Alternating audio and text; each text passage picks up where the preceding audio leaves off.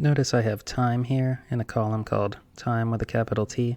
Let's see just how easy it is to make a histogram now that we have our pandas library. We saw that time is maybe not formatted in a way that's the easiest for us to look at, so let's split it the same way we did in our spreadsheet. To make a new column in a pandas data frame like this, all we have to do is name the column and it will exist. So in our data frame that's named df, I'm going to say df of seconds will equal some method of splitting these times into minutes and decimal seconds like we have here, just the same way we did in the spreadsheet. So the way to do that is to take df of time, I use square braces to specify the column, and to split this I need to make sure that it's a string, so I'm going to type .str, notice it turns blue, .split, and my split character is going to be, and let's take a look at what happens if I just do that. Let's take a look at df of seconds. So it has split each value, each of those times, into a list, and each list has two elements in it. To see how split works in general, if I had a string like s equals my name, and then I did s.split on the space character, see I have a list now that is the two elements separated by the space in the original string, and now they're elements separated by a comma in that list. So what I want is two columns, a column of twos and a column of the second parts, not a series of lists of two. So to fix that, I'm going to say expand equals true. And that means instead of splitting this way, so I have 145 lists of two, I'll have two lists that are each 145 long. Let's take a look at it. So now we have what we want. However, we want to take this element. When I split like this, the first element is called the 0th element, and the second element is called element number 1.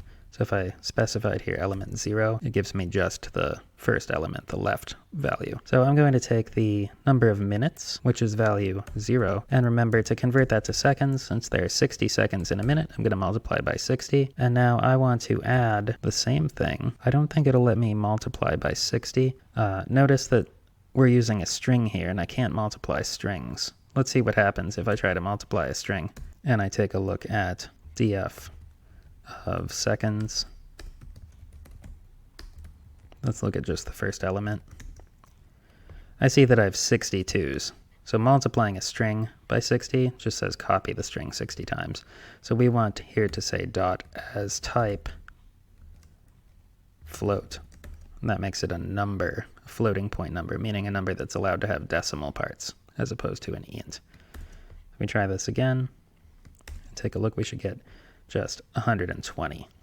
So we took our 2 minutes, the value for most of these times, multiplied it by 60, and we got 120 seconds.